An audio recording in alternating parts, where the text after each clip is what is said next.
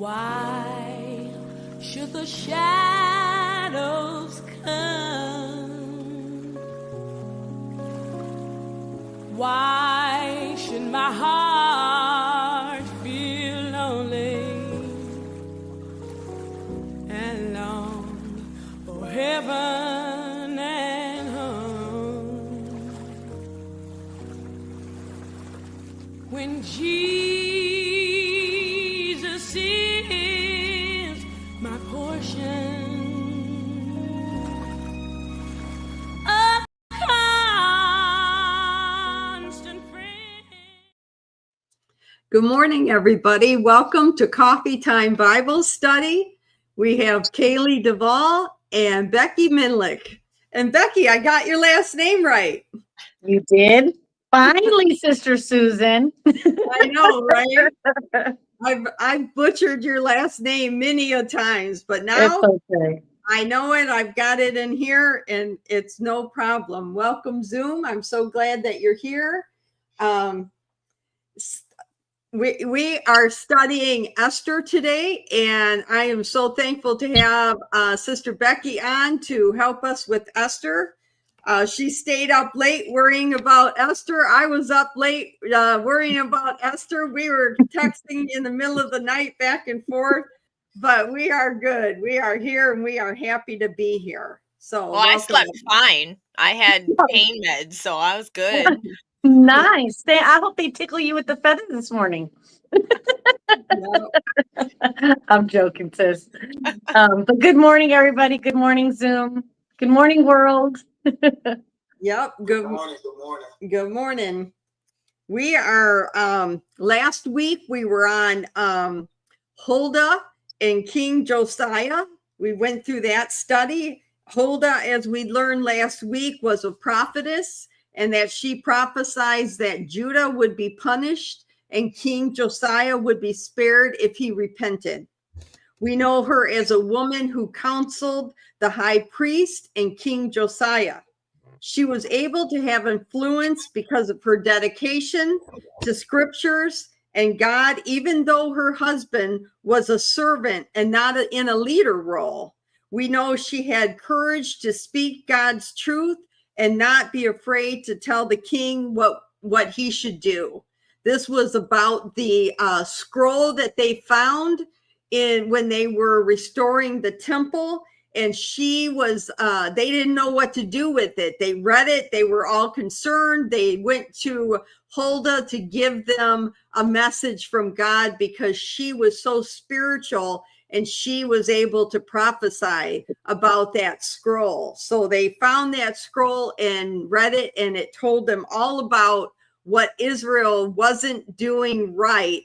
And King Josiah wanted to correct that in his land, and he began repenting for his sins and the sins of the nation to turn that whole thing around. And they went to her, who was a nobody in the land, but they went to her because she obviously had the reputation and everyone knew her as a godly figure.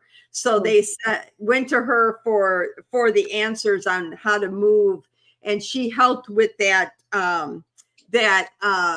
transformation and bringing Israel back to where they should have been, the reform of Israel. So she was responsible for that. So we're thankful to have Huldahs in our life, and Huldah in that period of time when she brought she was able to speak up, and she was not afraid to give the message of God. She was firm in her understanding of what God wanted her to say and do. So she was strong in that. So that was last week, and we're thankful for Huldah. And this week we are on Esther and the book of Esther. If you get a chance, go back, read for yourself the entire book.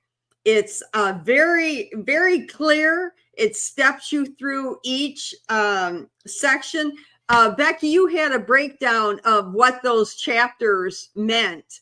Can you give us that summary on those chapters?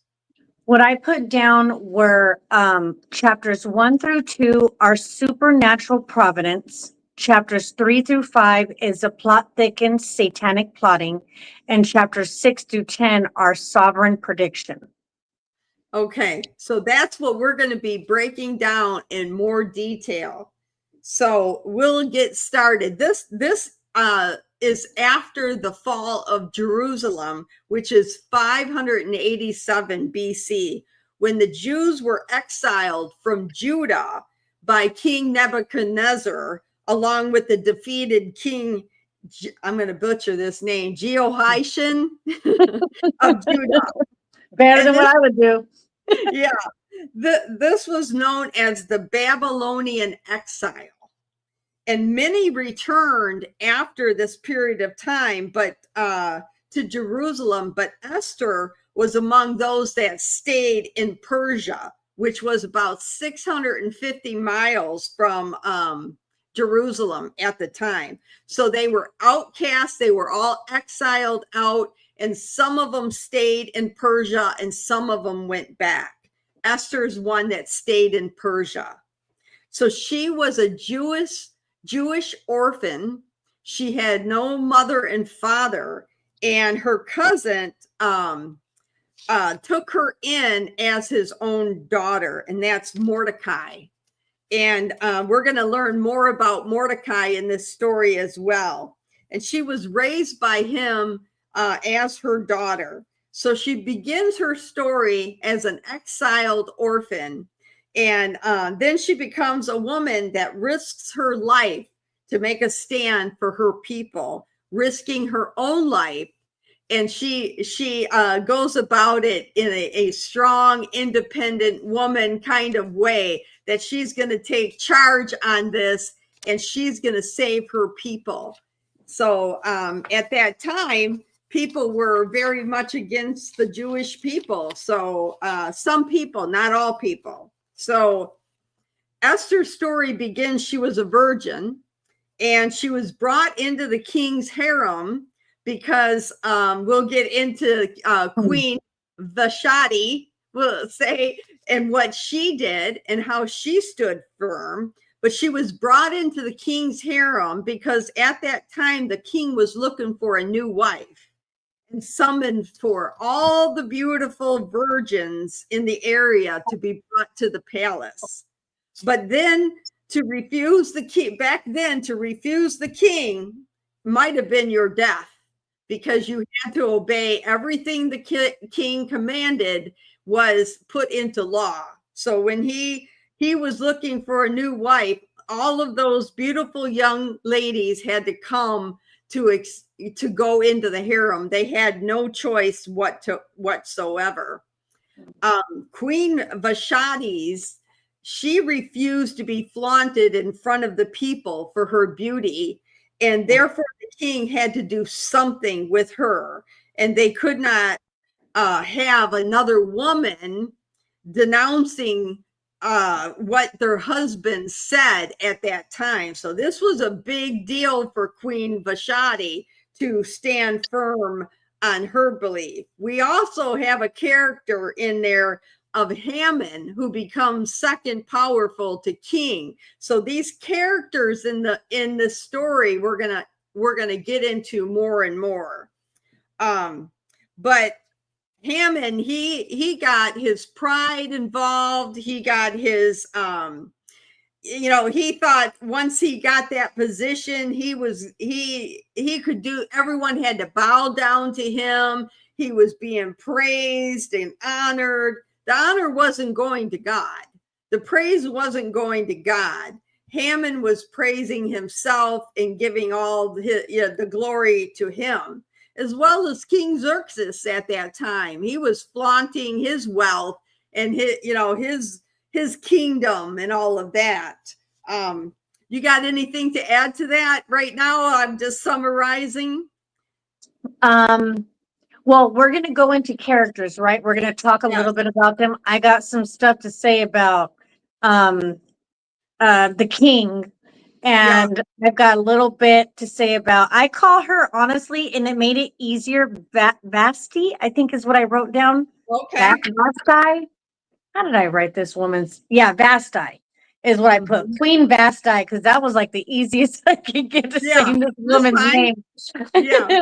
But I mean, what I would like to go in, I want to chime in when you start speaking about Esther and Mhm. each individual. That's when I'm going to start chiming in Okay. because I've got some pretty juicy stuff on them. Sounds So, good. all All right. right. I'll keep going until we get to the characters then, and then we'll Okay. start breaking them down, which will bring this story all together. Okay. So King Xerxes had a law that no one could approach the king without being summoned or they would be put to death. So there was a lot of pride in this land, a lot of I'm unapproachable, I'm way above you, look at all my wealth. All of this kind of stuff was going on both with the king and with Haman, which was his second in command. However, if he pointed this golden scepter, then you would be able to live and you would be able to state your case. If he Mhm. didn't point that golden scepter, off with your head for even approaching the king. So, in the story of Esther, she chooses to approach the king and invite him and Haman to a feast. Twice the king accepts. She was And she did it developing a risking her life, knowing that she could have been killed for it. Yes, exactly, Kaylee. She knew what this meant to possibly approach King Xerxes, because she was in the story, she was brought into the harem, and she was well liked in the harem by the eunuchs that were taking care of this harem. And so there was so many months that you had to go through this treatment to prepare your body and yourself, and they would do all these spa type treatments, oils and incense and things to get you ready to be presented to the king. So she had to go through this whole process in order to even be in front of the king. And he took each one of those virgins and he would have a night with those virgins. And this went on and on. So this was the time that it was during back then. But You know she, what, Sister Susan? I do want to go back as soon as you're done. I have something that just clicked. okay. And she was developing this scheme. So I'm just summarizing and then we're going to get deeper. But she was developing this scheme to expose what Haman it was doing to the Jews. So keep that in mind. She did not just come out and accuse Haman the first time with the golden scepter, as it was pointed at her. She requested a feast. And this is after she became queen. And we're going to step through that. So she starts off as an orphan. She goes into the harem, and then she becomes queen. And each person's status of power was not by accident. Your status isn't by accident. The book of Esther is a book that shows the evidence of God's hand in all things. The book of Esther is about Esther using her situation and position to save the Jewish people. And the book of Esther teaches us a powerful lesson. Even the actions of the wicked are controlled by God in his master plan, yes, to do good for his chosen people and all who trust in him. I want to turn to Romans 8:28. And Kaylee, if you could read that for me, I would appreciate it. Romans 8:28.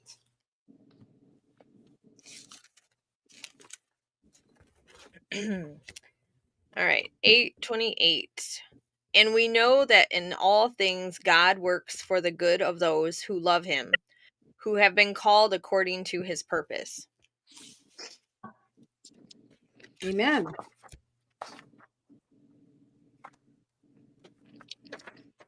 And we're going to go back to Esther in the book of Esther.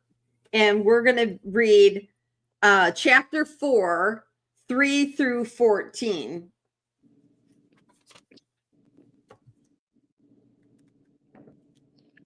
Esther chapter 4, 3 through 14.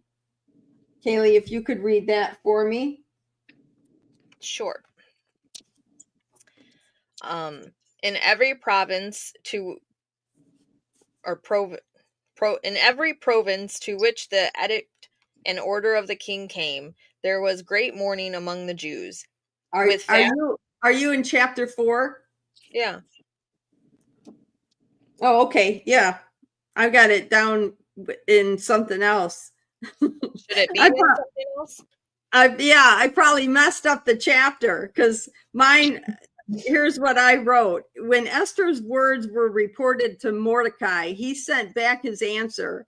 Do not think that because you are in the king's house, you alone of all the Jews will escape. For if you remain silent at this time, relief and deliverance for the Jews will arise from another place. But you and your father's family will perish. And who knows but that you have come to your royal position for a time such as this. So this I don't know where it's at. I'll have to find it. But this is where Mordecai is telling Esther that don't think because you've gotten this position that you will be spared by the king. So he's warning her, you be careful. He told her to not tell everybody that she's Jewish and to keep that a secret and don't tell your past, such as you're an orphan. So he's warning her. And Esther was the right person in the right place at the right time, because it was through Esther's exalted position in the palace that God was able to use her to stop his people from complete destruction. We cannot think that our positions must be of the highest to make an impact of God's people. We've talked about this in other Bible studies, that we think that we have to have a higher position or we need to do other things than what we're doing. And God may just have you right where you need to be so that you can do his will in his plan.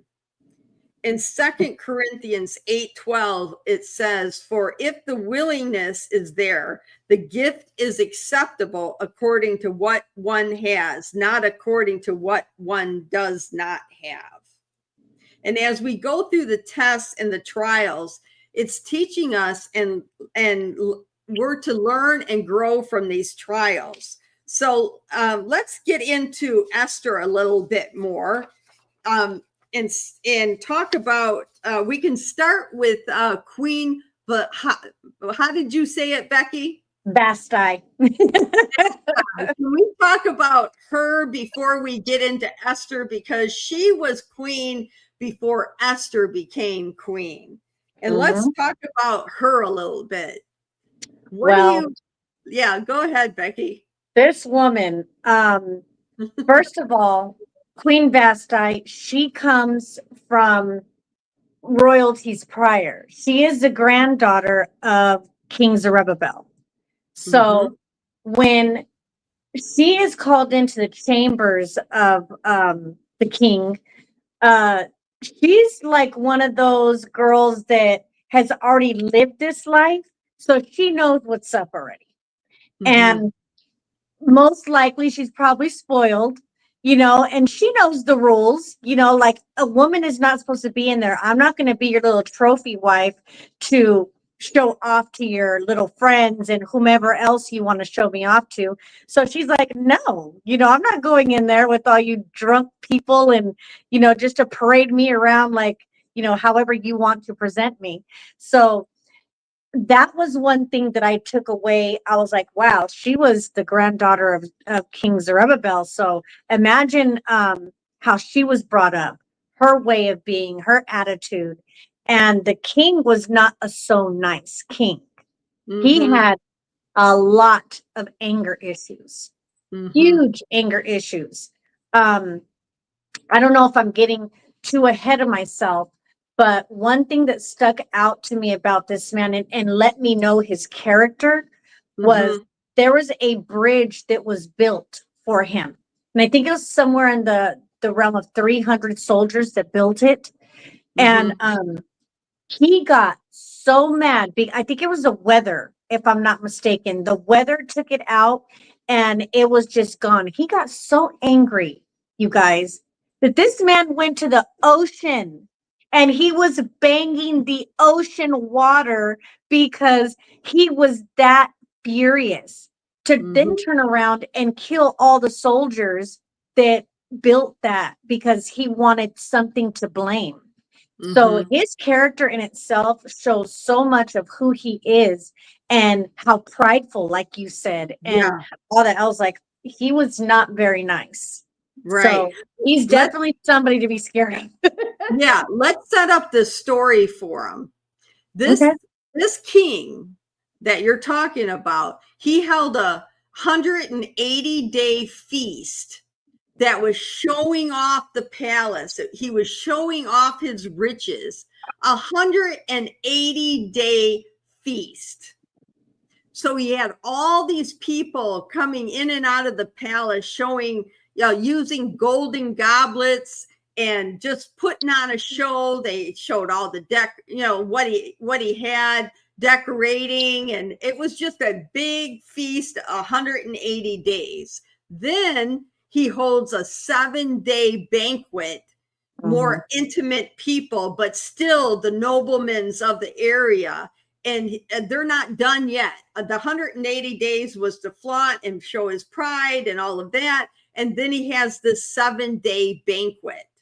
Now he calls in his queen and he says, wait though, Sister Susan, okay, the 180-day feast is not only to flaunt and show and all that, as you're saying, it was a war plan that was going on in that time. And that's what the 180-day feast was. I mean, imagine, I don't even know if I could say this online, but our chief in command going and having a party and using our tax money for 180 days, for a war to Iraq or, other places, wherever it may be. And then the 7-day feast was held in thanks for all those generals that helped, and all that he had under him. That was just a thank you, but it was really for a war plan is what that 180 days was. And then he added, of course, his pride and his flaunting and his money and all that good stuff. And it was an endless supply. They could drink. He says, you can drink whatever you want. The servants were just pouring and pouring. So this was a very high celebrated feast going on. They were drunk. They were, in high spirits. It says King Xerxes was in high spirits when he called on Queen Vashti. Right. So he sends his eunuch to go get Queen Vashti. And he says, have her come back with her crown on. I want to show off her beauty. So now take it from there and tell us about Queen Vashti. Okay, so like I said, she was the granddaughter of Nebuchadnezzar, more than likely spoiled, and knew her place and knew how her importance on the women's side. Because we got to remember back then in Medo Persia, they had a law that they did not eat together. So the women had their party on their end. He's having his party on his end. This is nothing new. The king knows this, she knows this. So when he goes to summons her in there to go show her off, she's like stomping her foot like, no, I'd really rather not, sir. I'm not going in there.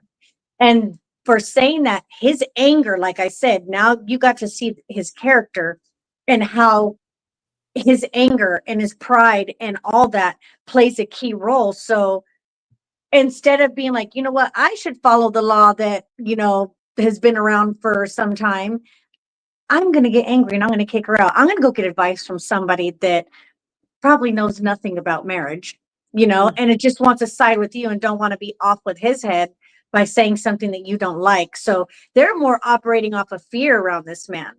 So he told him what he wanted to hear. Punish her. You're right. She's wrong, when it's the other way around. Yeah. And it says he ordered her to come in there wearing the crown, wearing, and it's speculated, it doesn't say it, but it's speculated when you read about it that he may have summoned her to only be wearing the crown and come into where all the people was, and she just was not going to be put on display as a spectacle for the king, whether she was called in full robe or not. She was not going in there to be put on display as a statue of beauty for the king. She just wasn't going to do it, and she stood her ground. I mean, what do you get from this? I mean, as far as this man, this king and Queen Vashti, like, did you get anything different from us? What do you mean? I was asking Kaylee. Oh, okay. Sorry. Yeah. Well, I didn't read anything about the 100-day feast and stuff. I didn't come across that. But my research was somewhat minimal as well, only due to I had surgery on my foot and stuff yesterday. And life, right? You know, life gets busy. No, I mean, I know the story, like I know the story of Esther, but I think like a lot of people do, as it being like in childlike form, you know, which doesn't necessarily get into all of the biblical like aspects that are part of the story. It's more of like the gist of the story, you know, like of that kind of stuff. So the Queen Vesti, like I've never heard of her, like until actually We're all starting to saying her research name messed up. Yeah. Yeah. I should have Googled it. Until I started reading, which, you know, there wasn't a whole lot on what I was reading, but I was like, oh, okay, there's a new, you know, woman of the Bible mentioned, you know, like type thing. So, yeah. So the understanding that I have is pretty much like the basic childlike story of Esther. So, gotcha. Okay. Yeah. I come here every Tuesday to learn, just like everybody. That's why I tell Mom, I don't know why you need me sitting in this chair. So, because I'm just like quiet and I'm just listening and watching, you know. So, yeah. But Don't feel bad, Kaylee. You, as long as you know something and you're learning, and your presence is very well appreciated, because hey, I look forward to seeing you on Tuesdays. So, you know. That's why it's called Bible study. We're Correct. Bible studying. Yeah. We're not you ain't on it. Yep. Queen Vashti or Vashti whatever. made up her Queen V made up her mind that she was ready to deal with the consequences of her actions. She didn't care at that point. Now, whether it's because of King Xerxes' anger, attitude, she's like, listen, I'm over here with the women. I'm doing what I'm supposed to be doing. You're trying to parade me in front of these people. I've had enough of it. It's been going on for 180 days now, and 7 more days. I've had all I want to take from this partying and these people in my house. You know, I'm done with this. And she stands firm on her conviction, and she knows that she's violated a boundary that is set by law with the king, that this could be her head for what she refused to do, whether it was you know, naked or not. That's a minute point. she just stood her ground and was not going to be wearing that crown and be flaunted. So we can turn to Esther chapter 1 and read about the state of the palace at that time. Kaylee, if you can read chapter 1, 8 through 12. Hopefully I wrote down the right verses this time. Yep. By the king's command, each guest was allowed to drink with no restrictions, for the king instructed all the wine stewards to serve each man what he wished. Queen V also gave a banquet for the women in the royal palace. Vashti. Vashti, yeah. Brother Stedman said it's Vashti. That's what I thought. So was I saying it right? Vashti. Vashti, yeah. Thank you, Brother Stedman. Go ahead, Kaylee. So for the women in the royal palace of King Xerxes, how are we saying his name? Xerxes. Xerxes, yeah. Xerxes. So the Z, right? Yeah, Xerxes. Yeah, it's an X, not a Z. Yeah, I know. Okay. Xerxes. On the seventh day, when King Xerxes was in high spirits from wine, he commanded the 7 eunuchs who served him. You don't have to say those names. We'll bypass that. Okay. To bring before him Queen Vashti, wearing her royal crown in order to display her beauty to the people and nobles, for she was lovely to look at. But when the attendants delivered the king's command, Queen Vashti refused to come. Then the king became furious and burned with anger. There's that anger again. There's that burning, that anger, that pride. Oh my gosh, you are not doing what I said to do. And there he is. And no matter, she was just done. She was just done. Yeah. So let's talk a little bit more about King Xerxes now. And you've talked about his anger a little bit. But he, it was a lot. If you looked at his character, it was a lot, not a little bit. And King Xerxes ruled over 127 provinces that stretched from India to Kush. We read that in Esther 1:1. And his Hebrew name is Ahasuerus. Good luck, everybody, with these names. Right. It's powerful but boisterous, which is loud, with extreme emotions. And the king of Persia from 486 to 484 is also mentioned in Ezra 4:6 and recognizes him as the king of Persia.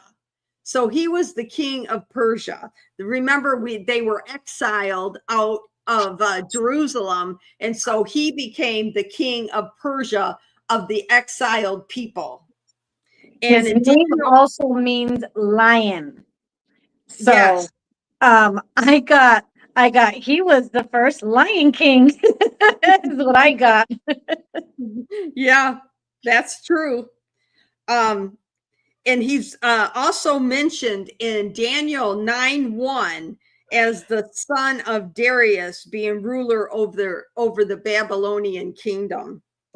So this king was no just any old king. He had ruled over these exiled people, and he obviously had an ego problem, pride problem, anger problem. Several different things going on with this king. Anything else you want to mention about King Xerxes? I think we got somewhat of a picture of his. Yeah, I think I think we're good. Okay. I think enough was said about him. enough attention to him. Yes. He got enough attention when he was king in the palace. So yes, ma'am. So now we can turn to Mordecai, which is who adopted Esther in the first Okay. place. So Mordecai was obviously a good guy. He took on raising a daughter that wasn't his. He was in exile, and he overhears a plot going on. Now he had to send Esther into the harem. He had no choice. Here he is. He's adopted her and raised her, and now he's got to turn her over to the king's harem. Now, in the story, if you read the story in the book of Esther, he's circling the king's palace. He's listening. He's got his ear to the wall. He's checking on her all the time, finding out what's going on with her, how's she doing as she was going through her treatments and her preparation to be presented to the king. Mordecai is circling. He's making sure that he's got his ear to the wall and knows exactly what's going on with her. And he hears a plot against the king. So he, in his circling and his paying attention, he hears two men making a plot against the king, and he lets the king know that these men are plotting against the king, and it's written into the annals of what's the kingship. So it's written in the record of the books in the palace. So this is written that at the time it happens, they don't do anything with Mordecai, but one night he falls asleep. So let's read in Esther 6:1 what happens once King Xerxes falls asleep. Okay, let me give a little bit of info on Mordecai.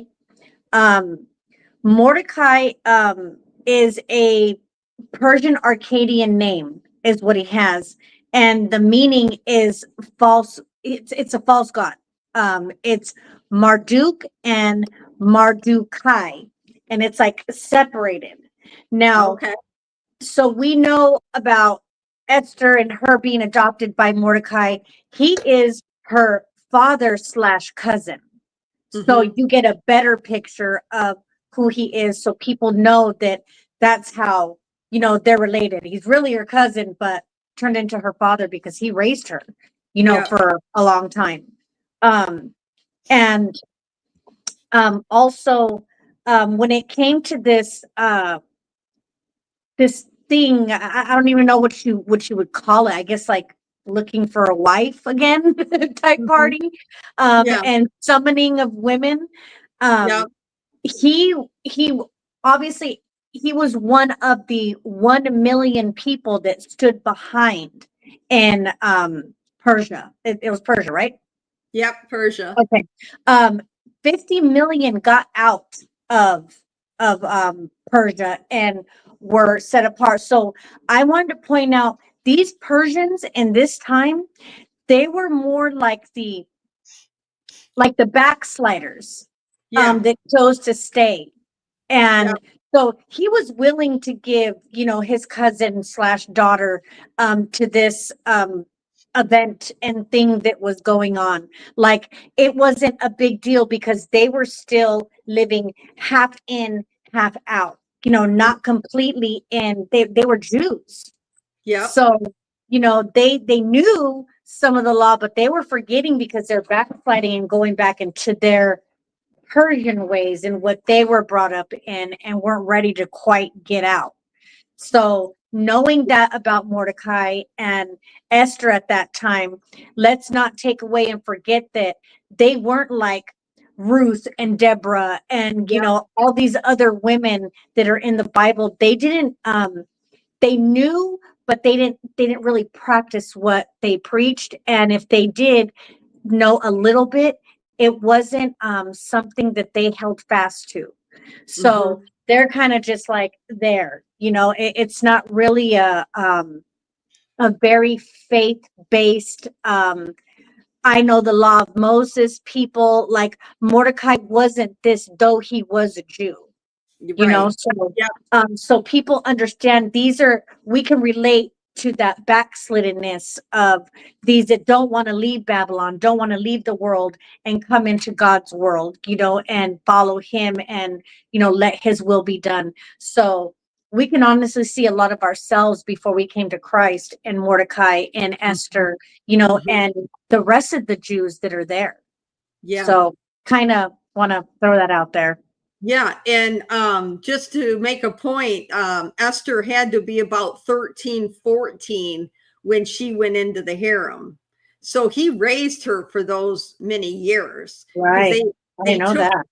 Yeah. Well, I don't think he really had a choice because it was all the virgins of the land. Like they had to be, sent to the king. So I don't think it was like, well, I want you to go. No, it's all right. You can go. Like it was like an order, up to that. And then I think he worked for the king as well. Like I think he was, After I mean, in the kids stories, it's put that he was like a grounds person is what his like job was. I don't know if that's true or not, but in the kids stories, that's how he's always portrayed, is working the grounds. Which would make sense if that's why he was sitting by the gate, or he was able to look in the windows while the women are, doing like the ceremonies, like to check on Esther to see, like that's would make sense that it's why he was that close to that kind of stuff. Like I said, I don't know if that's true or not. That's just how he's always been depicted or said in the stories. But yeah, it was like an order of the king. It was all the virgins of his area had to come and be presented to him. So yeah. So they're all excited though, because they're from there, they're from Persia basically in their mindset. They're from there. So they're all for it, in that time. Now, Mordecai is basically like some sort of a judge is presumed, or somebody of a great authority that sits at the gate that people can come to get advice, or he's listening into important things. So he's that person. And correct me if I'm mistaken, Susan, but that happened after she came in to that kingdom. That wasn't prior, that was after she came in and started that process of being groomed to be presented. Yeah. So he got written in the book of record for the king of what that he came and exposed this plot. So he's in this book, and now the king can't sleep one night, and he calls for his eunuch, his servant, to go bring the book of records. Now here's an arrogant king. I can't sleep, so I'm going to read what all my kingdom has done for me, right? And he has the eunuch read to him. But God is so great in how he masters things and he makes things happen according to God's will. So King Xerxes has his eunuch go get the book and starts reading. And in that book that night is the record of Mordecai doing this deed of exposing this plot. So he reads and he says, "What? Wait a minute. Have we ever rewarded Mordecai for exposing this plot?" And of course, they didn't at this point. And this comes into play because it's important, because the next character that we're going to talk about is Haman and what Haman does. So Haman is the second in command of the king's. He's second to the king. He's an advisor. He's a commander. He's high up in the hierarchy of this kingship. And Haman does not like Jews, and he's got a pride issue going on. Again, he's been blessed, he's been rewarded, and now he's starting to show off all the things that he has. And now he wants, and the king has decreed everyone is to bow to Haman. because he's great and high up in this position. But Mordecai refuses to bow down. So he said each time he sees him, he doesn't bow down. So the guards and the people start saying, Mordecai, are you going to bow down to Haman? And he says, no, I'm not going to bow down. So they keep asking him. And then Mordecai says, listen, like, don't ask me anymore. I'm not bowing down to the man. So then the guards, now they're gonna rile this up. And this is where drama gets into play in all of our lives. They go to Haman and say, listen, there's a guy over here that isn't bowing down to you. So what are you going to do about it? They're stirring the pot. They got to get the drama going. You know, they just can't leave it alone. Haman sees that he's not bowing to him. Okay, it says in the Bible. He sees that he's not bowing. He's angry about it. He doesn't know what to do about it. He's in that high position. And now he feels disrespected. He feels like he's not being honored the way that he should be. His pride's involved. He's offended. But now these guys are now stirring the pot. Hey, Haman, what are you going to do about this guy that's not bowing down to you? How are you going to treat this guy? What are you going to do about this guy? And they're all concerned about how Haman is going to handle this. So Haman goes back to his family, goes back to his own personal advisors, and they come up with this scheme that they're going to basically kill Mordecai. They build this pole, this 50-foot structure, or however many feet it is. It's a high structure for paling, which is, sticking a person on this pole. And he builds it next to his house and things to show that he's going to take care of Mordecai. So this is a wicked man. He's plotting against Mordecai, but he also starts to plot against the entire Jewish community. Mordecai now becomes not enough, and he wants to go against the entire Jewish people, and he's got the king's ear. So he gets this decree set up to go against the Jewish people. And that's where Esther comes in with her story. So we're now into Esther and what Esther does. And go ahead, Becky, because I see you bubbling and boiling. I'm boiling over here. You have no clue. Before we get to Esther, we're going to Haman, because Haman is an Agatite. Agatite? Yeah. Yeah. Agitite. However you say that, I could not with that name. Like, I'm an Agatite. Yeah. That's who I am. So I want to harp a little bit on why the Holy Spirit is bothered or needs you to know this information about this background of this man. He's an Agitite, because it says it in chapter 3. Because he wants you to know for reaching is the disobedience. Now the disobedience reaches far back. It goes way back. So we got Saul. Is it Saul? Yeah, King Saul. Okay, so King Saul, what he did in chapter 1, he was given a command to fight the Amalekite army and to destroy them for what they had done to the entire Jews.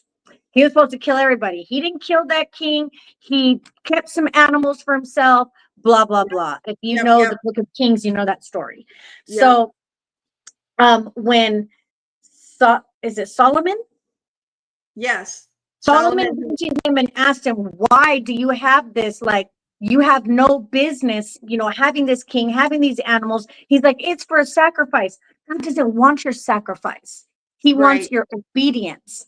And that's where the disobedience, where it goes all the way far back, the evil goes all the way far back. Satan was even working back then big time against God and to get rid of God's people.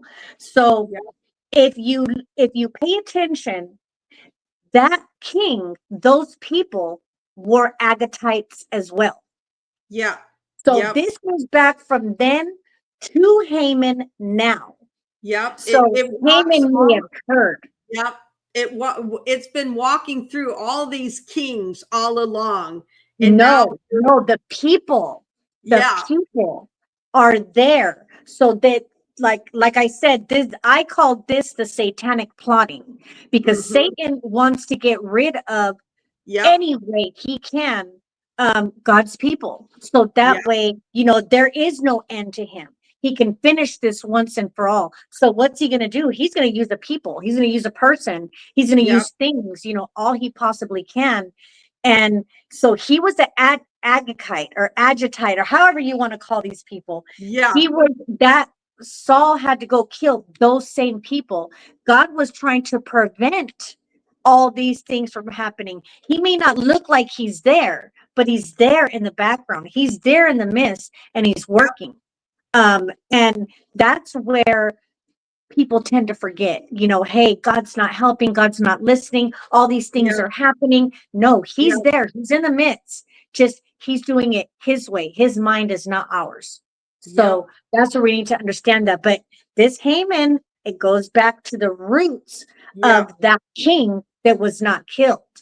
So it comes back, and this is where his hatred, this is where his resentment and vengefulness and all that, it is coming and instilled in him by Satan to kill all these people, because Satan does not want to be destroyed at the end of the day. And here we are. Who better than Mordecai? They don't want to bow down to him. Yep. And that's what I was saying about the kings. We've been studying through First and Second Kings, all these kings that continue to go back and forth. And you're right. They did not kill that king, and he let him live. And that's what the problem was with King Saul and all of that. And we went through that study, and now we're here at this situation. Samuel was the one that cut him up. Yeah. Not Solomon. And it keeps coming back, just like those lessons that just keep coming back. They didn't learn, so here's the lesson once again of, and they're trying to get rid of the Jewish people once again. This just keeps going back and forth, and here we are with Haman, and now Satan is using him to plot against the Jewish people once again. So what did we talk about this morning? About in history, not only our history on earth, but biblical history too, but our history, that was a time of Hitler. Yep. That was the same thing that they were trying to do with the Jews back then. Let's smear their name. Let's make them look like this horrible people. Even then, Satan is still trying to take out the Jews, to make it a wrap for these people. Like it's a nonstop battle, like back and forth, God and Satan. And Satan's trying hard. So he not only tried this with King, what is his name? The one that we're talking about now? King Saul? Xerxes. Xerxes. Yeah, Xerxes. He tried it with King Xerxes and Haman, and he tried it again with Hitler and the genocide of that. Satan wants a genocide of all God's people. Now we got the Gentiles involved. So look out, y'all. He wants all of us gone. So at any cost, he's looking for us. Hasn't stopped. Right. So in comes Esther. Now she's in her position. She's been selected out of the harem as queen, because he's gotten rid of Queen Vashti, and because she didn't wear the crown, she didn't parade herself, whether naked or clothed, in front of all of those people and at that festival and banquet. He got rid of her. He exiled her. She could no longer be in front of the king. Yep. So now he had to find a new queen. So he went through these virgins that had been getting ready, and Esther was well received and very beautiful. So they started her treatments before anybody else. She was one of the first ones. The eunuchs gravitated towards her and started her treatments to get ready for the king. So now it's her turn comes up. See, God's plans are so precise, and he's in full control all the time. No matter what's going on, he's in full control. Yes. So Esther gets chosen now to go into the king, and she's prepared. So then he likes her so much that he makes Esther Queen Esther. Now she's in that position to be able to do something for her people. And this situation with Haman comes up, and Mordecai warns her. Now the king is in his chamber reading his records, and he comes across that record of Mordecai. And Haman is plotting. He has the king make these decrees to get rid of all the Jewish people, not just Mordecai, but all the Jewish people. So Esther then, instead of her just exposing Haman for who he is, she does it very wisely. Now she's a young lady. She's young. She's 13, 14, I would assume at that time when she was brought in. So if they worked on her for 8 months, they said they worked on these ladies for a year before they were ready to go in there. So she was still 14-ish years old, and she's wise enough to go in front of the king. And she knows if he doesn't give that golden scepter, she could be dead.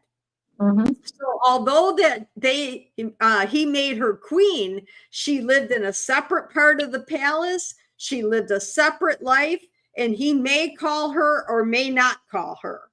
So she goes and she approaches the king, and she's in fear of her own life, but she separates as God's people should, get rid of the fear. And she goes and invites the king to a feast, not just once, but twice. And she also invites Haman.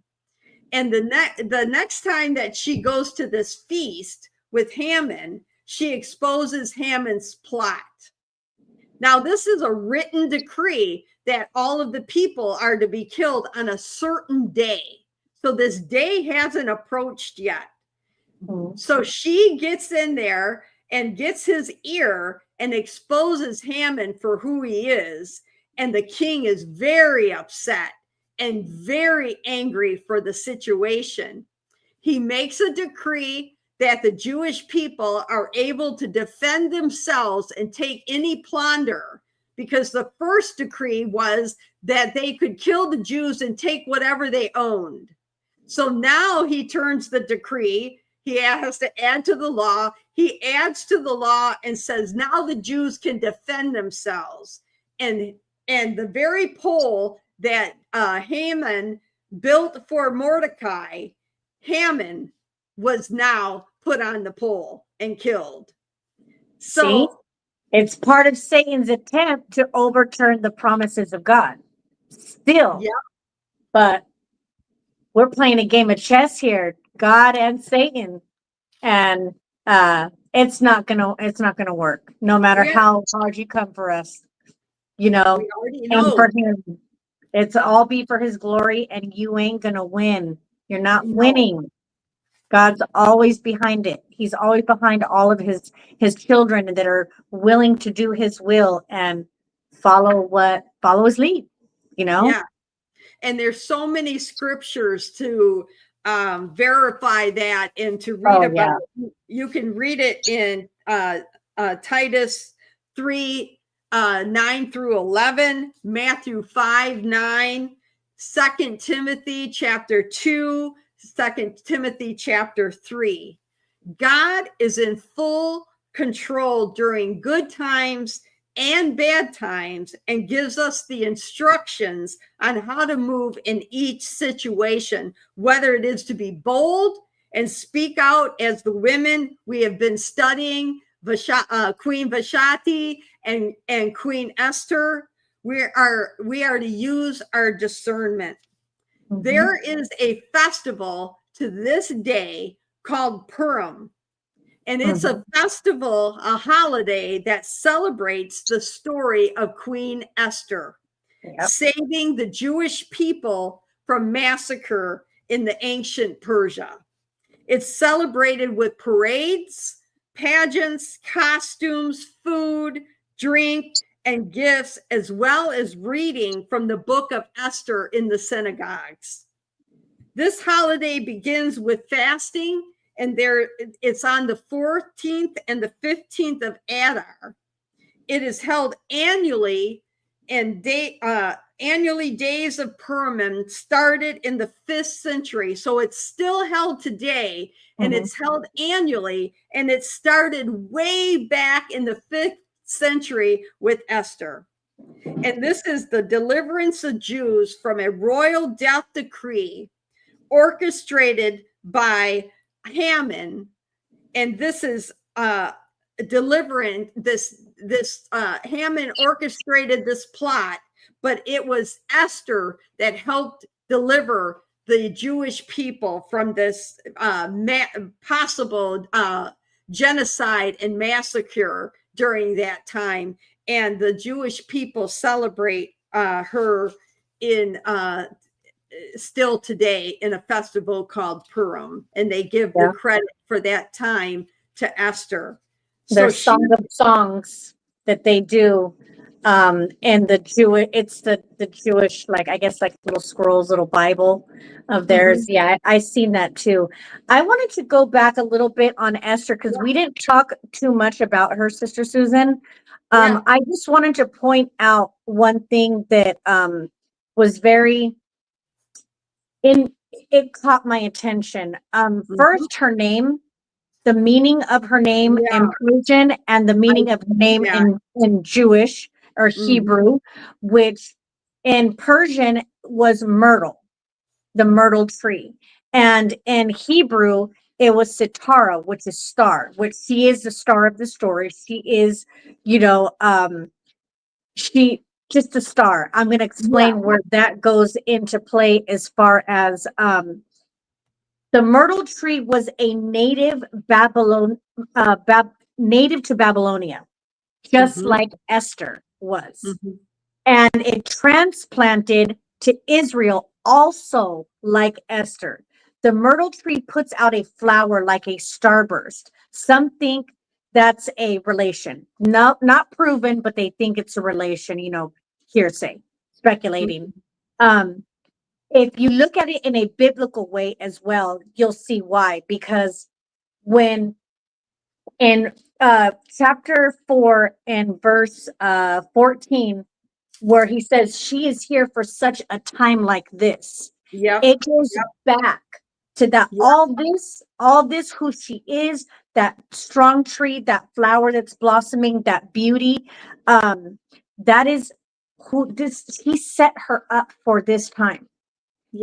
Yes, Satan wanted to do his thing and try to take everything out, but she was put in that flower blossom, that tree grew in Babylonia up, though it wasn't from there. So this was all made by design, just like many others, like we had talked about Deborah, we had talked about Yahel, Priscilla, all them, Ruth, everybody, like these women were all put in these places and they heard God's voice and they wanted to do his will. And that's exactly what Esther did. And she stood on for such a time as this. She was at the right place at the right time because that's where God put her to be. And her name holds a lot to that. It's got its Persian, the myrtle tree, but if you pay attention to the Jewish, the star, how the flower blossoms, she genuinely blossomed. Her beauty, her position in that kingdom, how she operated, all that was just beautiful. all in it. It's beautiful. So just Yeah. kind of wanted to throw that out there. Yeah, and exactly right. And we are all at the place, at the right place, at the right time, no matter what we're doing or where we're at. We are working for the kingdom of God, and we are called to do the things that God wants us to do in the positions that we're in. Yeah. Stop trying to maneuver yourself into something that God never planned, because Right. he's already planned it, and he's already made victory. We already know that. We already know that his victory is his. So we don't have to fear that. We don't have to worry about that. We just have to be ourselves in what we're doing and stand for the word of God. Correct. So Esther did that. And so did the other women that we've been studying. Like you said, they've all been called right where they were. They weren't, some were escalated, some were servants. Some as women and men were called in the situation and position that we're in. Right. We don't need to go do or go somewhere else if God has called us to where we are. So that we've got lots of work to do. And Esther did her job, and she's still being rewarded by the Jewish community. She's still recognized as someone who stood up for them in a time that she took great chance in standing up against the king. So this is our story on Esther. And Becky, I thank you for being on today. It was great. I love talking about these different women of the Bible and their stories and how they are so important to the Bible story. We can't just skip over these ladies and what their sacrifices were and how they stood ground when it wasn't popular to stand their ground. So I thank you for being here. I thank you for your input. I thank you, Zoom, for being here. And I appreciate you all. And we'll see you next Tuesday at 9:00 a.m. Bye-bye. Yes. We'll see you on Zoom.